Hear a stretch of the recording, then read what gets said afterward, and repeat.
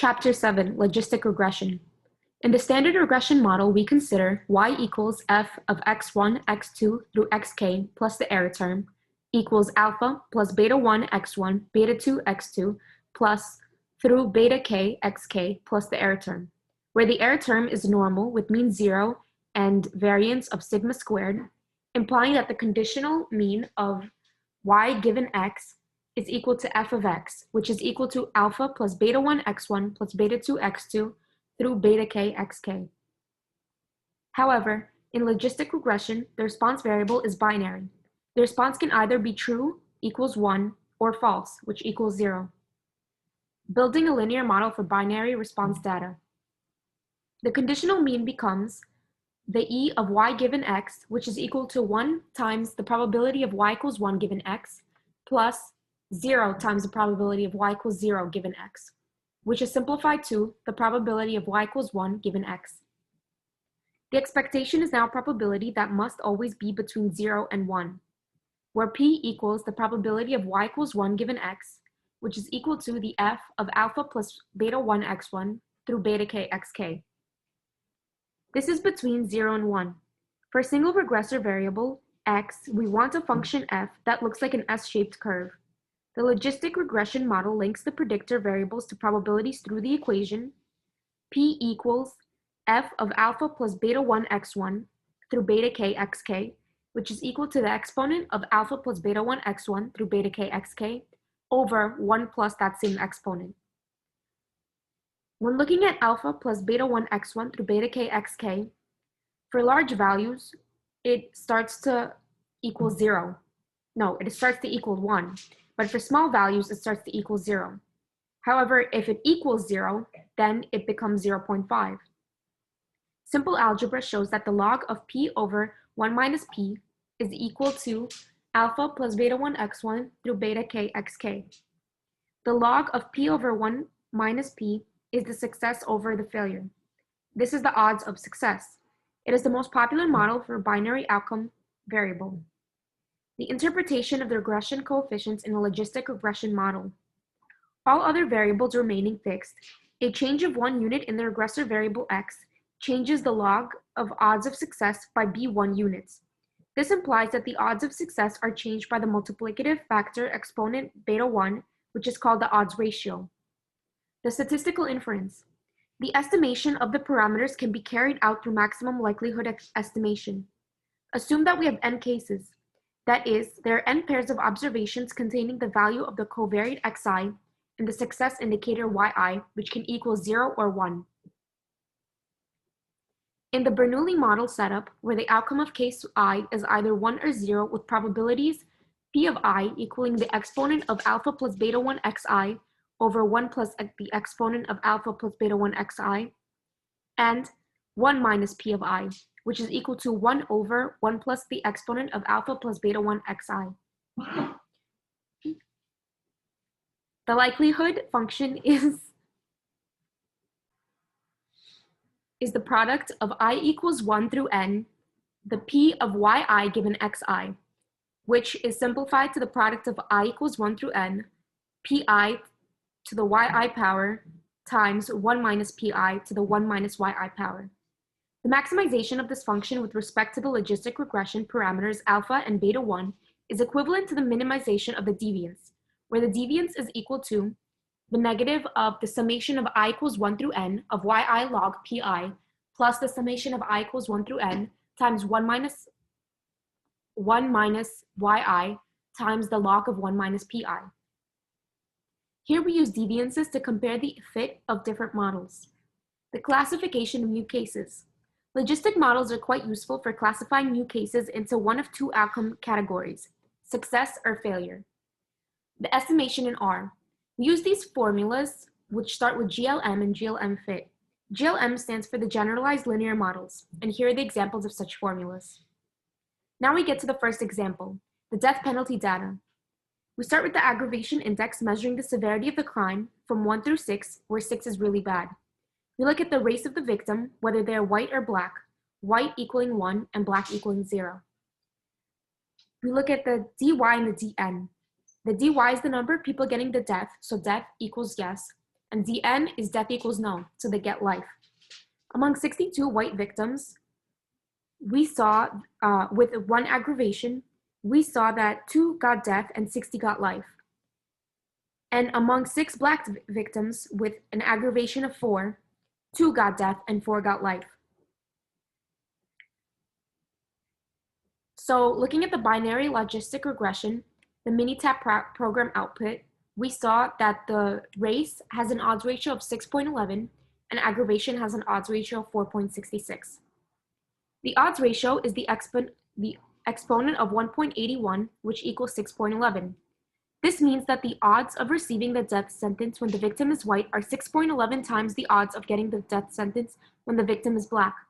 Victim's race makes a big difference.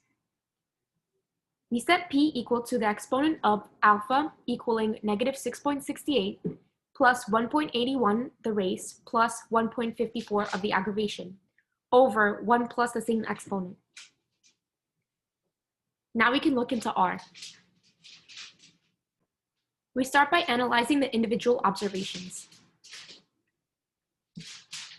We check the first 4, and then we check the last 4 columns.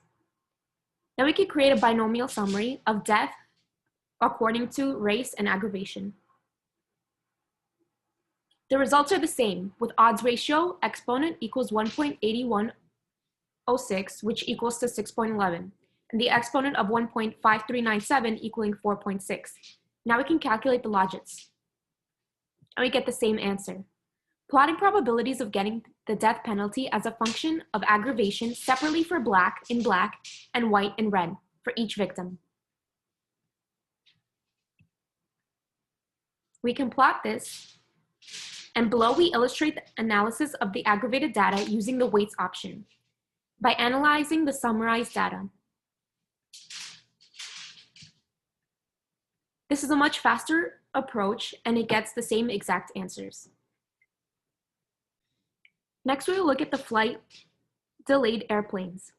The dataset consists of 2201 airplanes flights in January 2004 from DC to New York City. The characteristic of interest is whether or not a flight has been delayed by more than 15 minutes. The explanatory variables are the 3 arrival airports, the 3 departure airports, 8 carriers, 16 hours of departure, whether the weather conditions, so if they were good, then it equals 0, and if they were bad, then it equals 1, and the day of the week, where 1 is for Sunday and Monday, and 0 is for all the other days of the week. The objective is to identify flights that are likely to be delayed. We will use a cutoff of 0.5, where anything less is failure. This is known as the majority rule. However, this may misclassify errors. We will also be looking at the lift. This is a faster way to identify what we need. The lift curve graphs the cumulative number of successes after having sorted the cases according to predicted values in decreasing order against the number of cases. It shows us that the model gives us an advantage. So first we will need to recode the variables.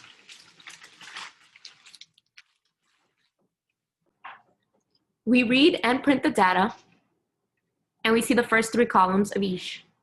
Now we define the hours of departure. We get every single table of the schedule, the carrier, the destination, the origin, the weather, the day of the week, the day of the month, and the delay.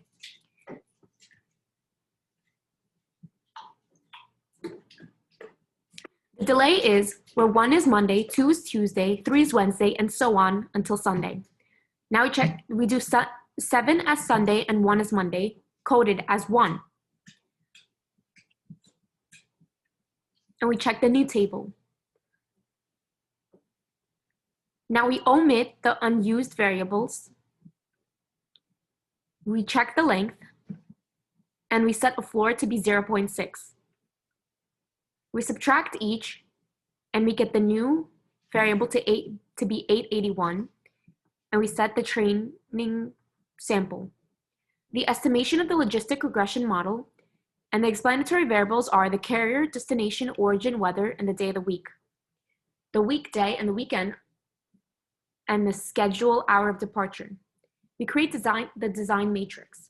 The indicators for categorical variables are the factors, and we can check each. We set the training variable and the new variable, and we get the summary of each. Now the prediction is the predicted default probabilities for cases in the test set, is the p-test. The first column in list represents the case number of the test element. We plot the data. Now we're coding as 1 if probability is 0.5 or larger, where the floor function, and we could check the help command, and we get the error variable, which is 0.1884. Now we could code it as if the probability is 0.3 or larger. The new error variable is 0.227. Order cases in test set according to their success probability, the actual outcome shown next to it. The overall success or delay probability in the evaluation dataset can be seen here as the x-bar, which is 0.1986. Now calculating the lift. The cumulative ones sorted by predicted values and the cumulative ones using the average success probability from the evaluation set.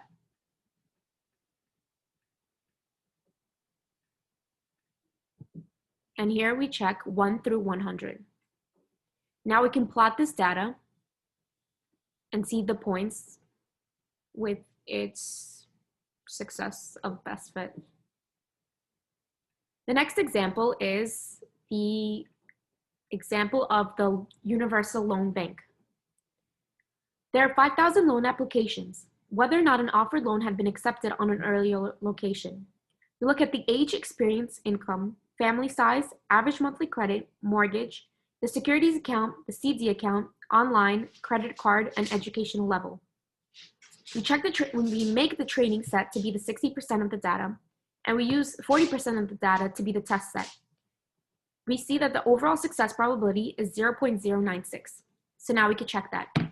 We need to recode our variables, and now we can transfer in our data. And we check the first 3 columns.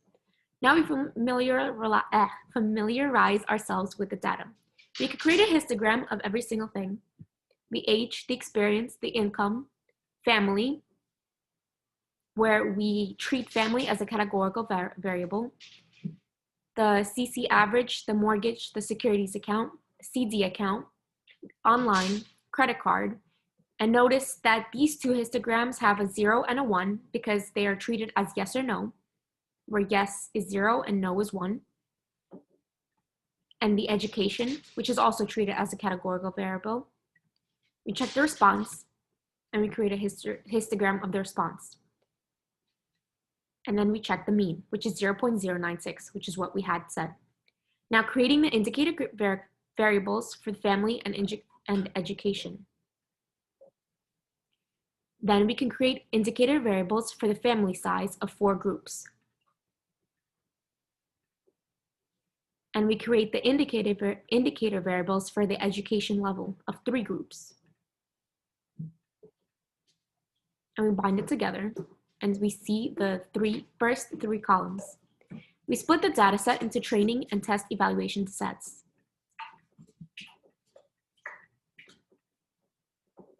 And we model the fitted on all data.